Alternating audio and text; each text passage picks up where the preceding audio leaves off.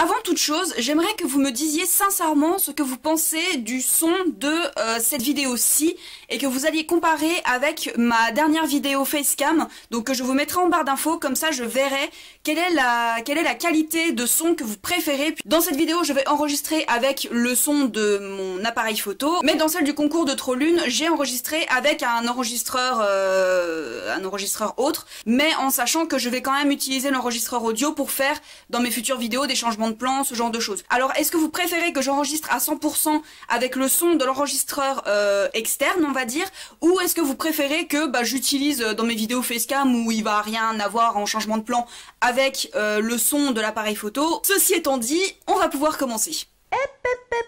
Alors 2 petites secondes d'attention encore avant de passer à la vidéo en elle-même. Je tenais à vous préciser qu'il y avait une cagnotte Ulule organisée par les organisateurs du PLIB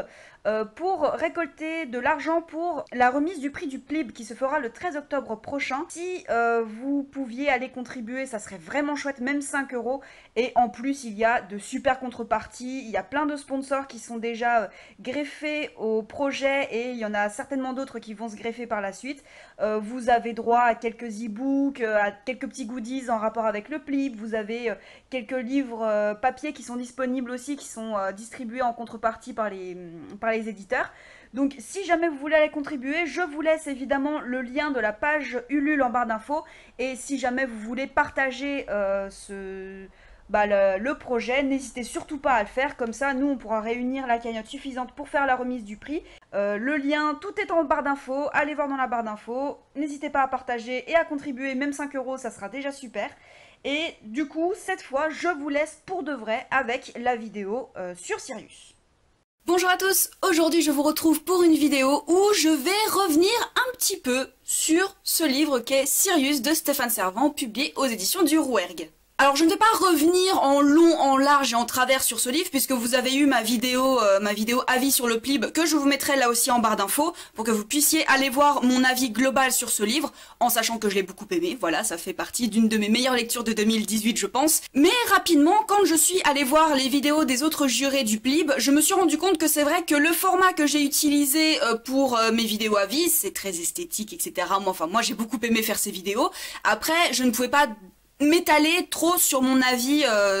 sur les livres en question. Donc là j'ai préféré faire une vidéo à part avec Sirius parce qu'il y a un point sur lequel j'aimerais revenir. Et c'est le point qui fait beaucoup débat, j'ai l'impression, auprès des lecteurs, du jury du PLIB en tout cas,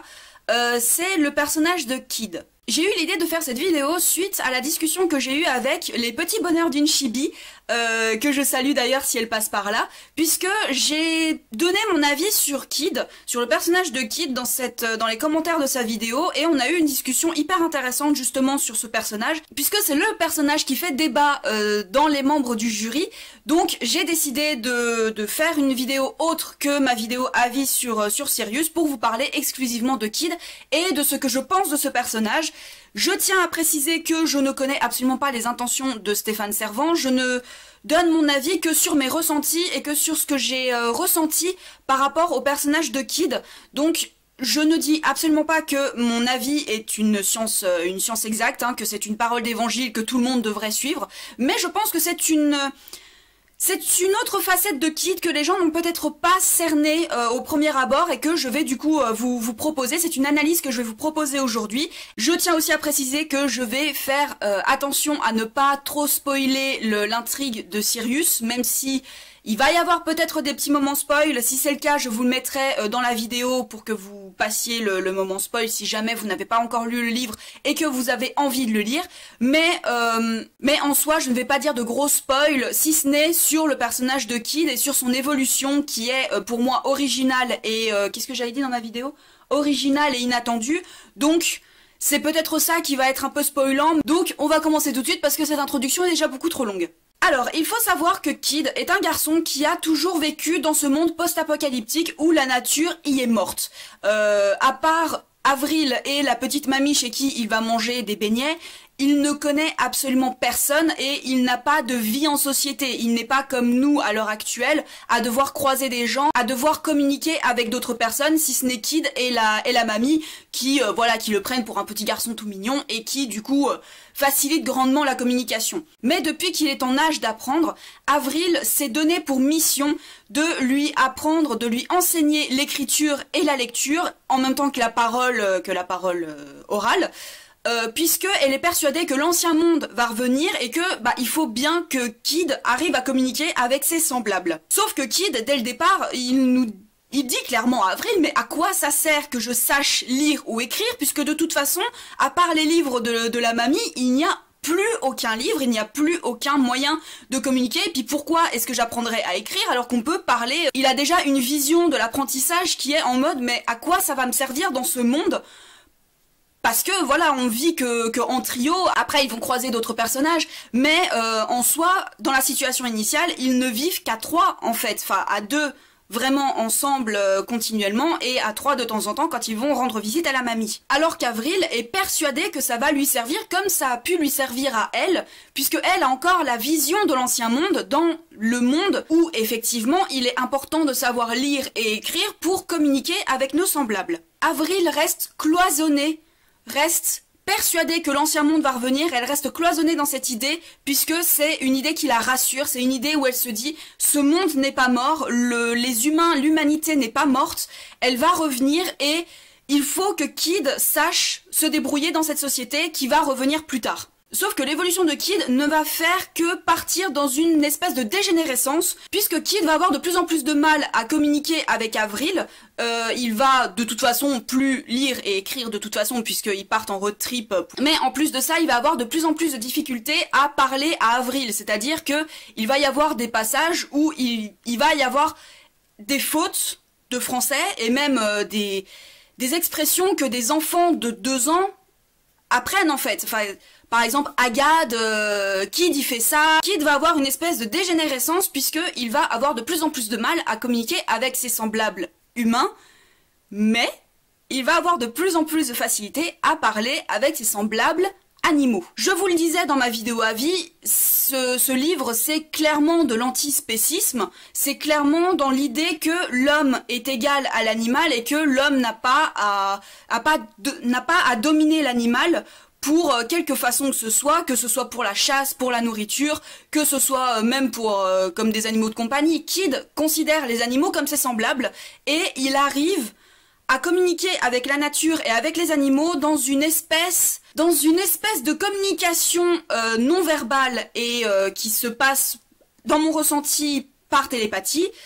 comme un peu en osmose avec la nature. Il rentre de plus en plus en osmose avec la nature et avec les animaux, ce qui fait qu'il a de plus en plus de facilité à communiquer avec les animaux, mais il a de plus en plus de difficultés à communiquer avec Avril ou avec les autres personnes qu'il côtoie, les autres personnes qui ont déjà connu l'ancien monde. Stéphane Servant, pour moi, qui fait la dualité entre Kid et Avril, Avril qui reste dans son monde qu'elle a toujours connu, et cette idée la rassure en fait que l'ancien monde va revenir, et Kid qui est de plus en plus en osmose avec cette nature qui ne fait qu'appeler les survivants de cet apocalypse pour qu'elle puisse les sauver. Et quand on y pense, Avril a enseigné à Kid des moyens de communication acquis par l'homme. Ce n'est pas inné de savoir lire, ce n'est pas inné de savoir écrire, mais ce sont des apprentissages acquis pour communiquer avec les humains, alors que Kid, il va plus aller dans l'inné, puisqu'il va se rendre compte que c'est beaucoup plus facile de communiquer par la télépathie, par la pensée et par les sentiments, plutôt que de communiquer avec quelque chose qu'il a acquis du coup, mais qui l'enferme dans ce monde humain en fait. Kid a très vite compris que tout ce que Avril lui enseigne, bon déjà ça ne sert à rien, de savoir lire et écrire dans un monde post-apocalyptique, ça ne va pas lui sauver la vie, et deuxièmement, que tout ce que Avril lui apprend, ce sont ce que les humains apprennent par l'acquis et non pas par l'inné, et il se rend bien compte que ça ne fait que l'enfermer avec Avril dans cet ancien monde, et en fait ça ne sert à rien de rester enfermé dans cet ancien monde pour Kid, puisque il a de plus en plus de facilité à communiquer avec les animaux, et il sait que c'est ce qu'il doit faire, c'est ce que la nature lui dicte, c'est ce que la nature lui dit de faire pour survivre. Et c'est pour ça qu'il a de plus en plus de mal à communiquer avec Avril, puisqu'il épouse de plus en plus sa manière de penser par rapport à la nature et par rapport aux animaux. En fait, je fais clairement la différence entre l'inné et l'acquis dans mon avis, puisque tout ce que Kid perd au fur et à mesure du roman, c'est tout ce qu'il a acquis avec Avril. En fait, ces deux évolutions vont de pair, puisque à plus Avril va rester cloisonnée, à plus elle va essayer de forcer Kid à parler correctement, à plus elle va lui dire de ne pas se comporter comme un animal, et à plus Kid va s'en éloigner parce qu'il se rend compte que c'est ce qu'il faut faire en fait. Et il va essayer de lui apprendre, il va essayer de lui dire qu'il faut qu'elle se détache de l'ancien monde, il faut qu'elle se détache de tout ce que l'humain a fait de l'humanité pour épouser à nouveau une manière de penser beaucoup plus naturelle. Donc en fait, pour moi, Kid ne devient pas idiot, pour moi, Kid n'a pas une dégénérescence comme je le disais au début de ma vidéo, mais c'est juste qu'il a compris que la manière acquise de la communication humaine ne lui servira à rien. Et en fait, c'est lui le personnage le plus intelligent de ce roman, puisqu'il est capable de transformer ce qu'il est pour être amené à communiquer avec la nature de manière beaucoup plus spirituelle et beaucoup plus naturelle que Avril, qui reste cloisonné dans son idée que l'humanité est l'humain et que la manière de communiquer ne se fait que par la parole, que par l'écriture et que par la lecture. Pour moi, Kid est loin d'être idiot. Il a justement compris que tout ce que Avril lui a appris, ça ne servira à rien dans cette nature hostile, que ça lui servira beaucoup plus de communiquer avec la nature. Et c'est souvent Kid d'ailleurs qui va prévenir des dangers et qui va ressentir le danger par le biais de la nature et par le biais de Sirius qui va lui envoyer des messages. Pour moi, Stéphane Servan n'a absolument pas donné une idiotie ou n'a pas voulu rendre Kid idiot justement. Il lui a donné une ouverture d'esprit qui lui a permis de survivre dans ce monde et en se fondant dans la nature plutôt que d'être comme Avril et de se cloisonner dans le fait qu'il est humain et qu'il ne peut pas se mélanger avec les animaux. Après, comme je vous le disais, c'est ma propre vision du personnage de Kid. J'aimerais beaucoup que Stéphane Servan soit présent pour la remise du prix du PLIB. Comme ça, je pourrais vraiment avoir une discussion avec lui pour voir si ma vision de Kid est celle qu'il avait ou s'il avait quelque chose d'autre totalement différent à faire passer comme message. Mais en tout cas, c'est comme ça que j'ai interprété le personnage de Kid. Cette vidéo est maintenant terminée et j'espère qu'elle vous aura plu. N'hésitez surtout pas à me mettre en commentaire quelle est votre vision du personnage de Kid, puisque que vous soyez juré ou que vous ne soyez pas juré, il y a certainement des lecteurs de Sirius qui ont cliqué sur cette vidéo, donc n'hésitez surtout pas à me donner votre avis sur le personnage de Kid. Je vous souhaite une très bonne journée et de très belles aventures au pays des pages.